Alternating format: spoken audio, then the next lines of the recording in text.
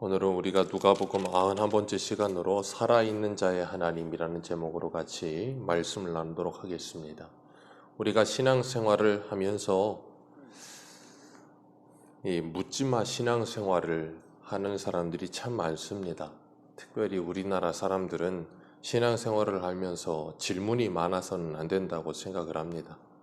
그냥 믿다 보면, 그냥 시간이 지나다 보면 자연스럽게 알게 된다라는 생각을 할 때가 참 많은데, 신앙생활을 하면서 때로는 자신의 궁금증을 질문을 통해서 그 궁금했던 것들을 해소해 가면서 이렇게 꽉 막혀 있던 것 같은 것들이 뻥 뚫려지고 신앙이 성숙하게 되고 자라게 되는 경우를 참 많이 봅니다. 우리가 이 공부를 할 때도 공부에는 여러 가지 스타일이 있잖아요.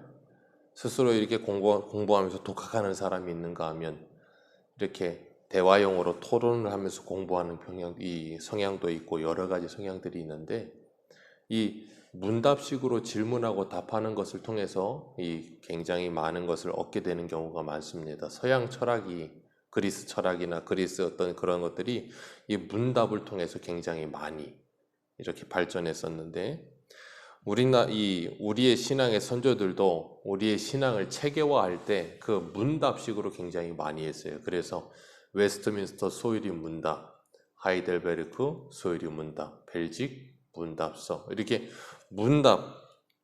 문답을 통해서 묵보 답하는 걸 통해서 우리의 신앙이 이렇게 자라가도록, 그리고 여러 가지로 생각할 수 있도록. 왜냐하면 질문을 하면 무엇인가 공식처럼 하나의 답만 하는 것이 아니라 그것이 왜 그런지에 대해서 생각을 하니까. 우리나라 교육 방식도 그래서 예전에는 주입식 교육이었는데 요즘은 그러지 않고 계속 아이들에게 생각하게 하는 이 교육을 많이 하잖아요. 그래서 초등학교 아이들도 뭐 문답식으로 이렇게, 문답이 아니고 문제를 푸는 형식으로 뭐 더하기 뭐는 몇, 그게 아니고 수학을 하려면 아이들이 문장을 이해를 해야 되는, 문장 구조를 이해해야 되는 문제들로 바뀌어요. 초등학교 아이들도. 그래서 아이들이 응용 능력과 사고력을 키우기 위해 그렇게 하는데, 신앙생활도 그렇게 응용 능력과 사고력을 키우는 것이 굉장히 중요해요. 그래서 질문하고 그 질문의 궁금증에 대한 답을 얻음을 통해서 신앙이 이렇게 성숙하는 건데, 오늘 본문에 보면 예수님께 질문하러 오는 사람이 있는데, 이 부활에 대해서 질문하는 사두개인들입니다. 이 사람들의 질문은 그 의도가 굉장히 불순하죠. 뭔가 궁금해서 질문하는 게 아니에요. 예수님을 궁지로 몰아넣기 위해서 아주 말도 안 되는 예를 들어가며 질문을 하는 겁니다. 이 사두개인들은 오늘 본문 27절에 말하는 것처럼 부활이 없다라고 생각하는 사람들, 부활만 없는 게 아니고 영적인 세계가 없다라고 생각하는 사람들, 천사도 없고 영적인 건 없다라고 말하는 사람들, 그래서 지극히 현세적인 사람들, 그래서 성전을 관리하고, 이 사람들은 돈이 되는 일이라면 뭐든지 하는 아주 현실적인, 굉장히 이 물질하고 아주 그냥 긴밀하게 밀접한 관계에 있는 사람들이었어요.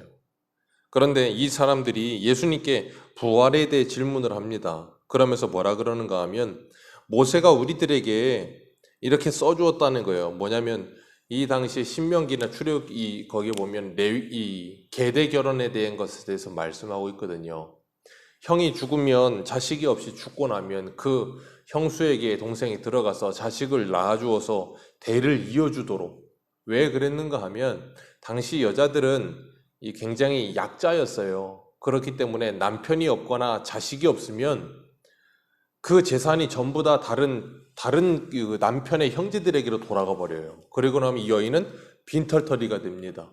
그리고 나면 유대 사회에서는 여자가 일을 할 수 있는 구조가 되어 있지도 않았기 때문에 재산도 없고 일도 못하고, 그러니까 뭐예요? 극빈층으로 뭔가 주워먹는, 룻기에 보면 남의 밭에 가서 추수할 때 그거 주워오는 그런 식의 역할밖에 하질 못했어요.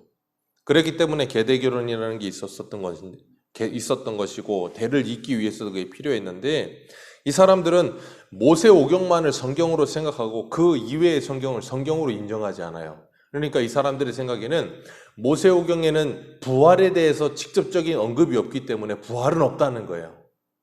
그러면서도 예수님에게 그럼 부활이 있다고 한다면 당신이 그렇게 부활을 말하던데 그러면 모세가 이렇게 계대 결혼에 대해서 말했었는데 칠형제가 있는데 7이 전부 다 한 여자와 이 동침을 해서 애를 못 낳고 다 죽고 나중에는 그 여인도 죽으면 나중에 부활하고 나면 도대체 누구의 아내가 되는 겁니까? 그렇게 물어요. 있지도 않은 일이고 말도 안 되는 이 부활에 대해서 책잡기 위해서 일부러 만들어낸 이야기인데 이 이야기를 듣고 예수님께서 오늘 본문에는 그렇게 말씀 안 하시지만 이와 병행 구절인 마가복음 12장 24절에 보면 이렇게 말씀하세요. 너희가 성경도 모르고 하나님의 능력도 알지 못함으로 오해하는도다. 성경도 모르고 하나님도 모르기 때문에 오해한다. 오늘날 우리들이 이런 사두개인과 같은 어리석은 모습으로 신앙생활하면서 오해하는 것이 굉장히 많아요. 그래서 하나님에 대해서 오해하고 신앙에 대해서 오해하고 그리고 복음에 대해서 오해하고 우리가 사도행전 하면서도 이 예루살렘에 있던 사람들이 내려와서 할례를 받아야 구원을 받는다라는 그렇게 복음을 오해하는 사람들이 많았고 요한복음에도 너희들이 성경에 영생이 있는 줄 알고 연구하지만 내게 오지 아니하는도다. 그렇게 영생이 뭔지도 오해하고 오늘날 사람들도 신앙생활을 하면서 왜 예배를 드려야 하는지 왜 우리가 말씀을 읽어야 하는지, 왜 기도해야 되는지, 왜 봉사하며, 왜 전도하며 그런 것들을 왜 해야 되는지 이 분명한 답이 없기 때문에 사람들이 뭐 하는가 하면 자꾸 신앙생활을 오해해요. 그래서 우리에게 그 일에 동참할 수 있도록 길을 열어주신 것 자체가 복이고 영광이고 은혜인데 그러지 않고 뭐 하는가 하면 오해하여서 그것을 하면 무엇인가를 준다라는 식으로 신앙생활을 착각하게 만들어버리는 거예요. 이 바리새인들도 예수님을 책잡기 위해서 이렇게 말도 안 되는 예를 들어서 그렇게 예수님께 질문을 하는데 예수님께서 말씀하시기를 이 세상에서와 저 세상을 말씀하십니다. 이 세상에서는 시집도 장가고 장가도 가지만 저 세상에서는 시집가는 일도 없고 장가가는 일도 없다. 천사와 같고 부활의 자녀여 하나님의 자녀들은 그 부활의 몸을 입고 영원히 하나님과 기쁨과 즐거움 속에 살아가는 것이지 이 땅에서의 생활과 똑같은 그런 생활하는 거 아니다라고 말씀하시는 거예요. 예수님께서 그러시면서 부활에 대해서 말씀하실 때 이 사두개인들이 성경이라고 인정하는 이 창세기, 출애굽기, 레위기, 민수기, 신명기, 이 모세오경에 그 모세오경의 이야기를 통해서 부활을 설명하세요. 그러면서 뭐라 그러시는가 하면 이 28 어디예요? 37절 같이 읽겠습니다. 37절입니다. 시작.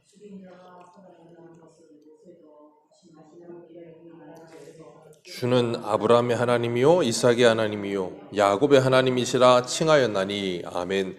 이 모세의 가시나무 떨기에 관한 글 그랬어요. 출애굽기지요. 출애굽기에서 분명히 하나님은 나는 아브라함의 하나님, 이삭의 하나님, 야곱의 하나님이라고 칭하지 않으셨느냐. 출애굽기 3장에 하나님은 모세에게 나는 스스로 있는 자 아니라 자존자다. 나는 창조된 자도 아니고 나는 시작도 끝도 없는 영원한 존재다라는 거예요. 시공간을 초월한 그런 존재다라고 하나님께서 스스로를 설명하셨다는 거예요. 그러면서 38절에 하나님은 죽은 자의 하나님이 아니요 살아있는 자의 하나님이시라. 하나님은 죽은 자의 하나님이 아니세요. 하나님은 살아있는 자에게만 하나님이십니다.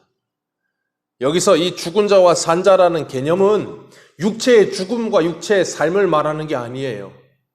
죽은 자의 하나님이 아니고 산 자의 하나님이라는 말은 말 그대로 생명이신 하나님과 연결되어 있는 자와 연결되어 있지 않은 자를 말하는 거예요. 사람은 이 세상에 태어나서 죽음을 향해 달려가고 그 인생은 한 번뿐입니다. 그래서 태어났다가 죽습니다. 시작과 끝이 있어요. 그래서 이 세상 속에 던져져서 시간과 공간의 이 제약 속에 살아가면서 과거와 현재와 미래를 살지요.